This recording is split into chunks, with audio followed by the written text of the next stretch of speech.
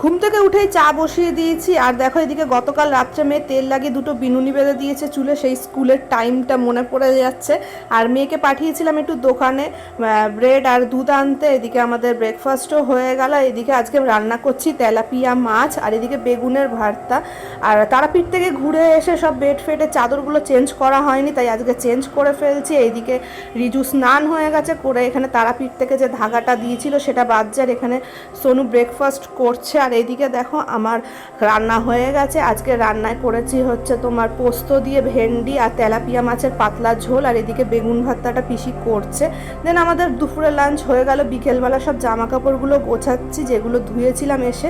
আর এখানে চা খেতে বসেছি পিসি আর আমি। আর সোনু দেখো দুষ্টুমি করছে দিদির সাথে।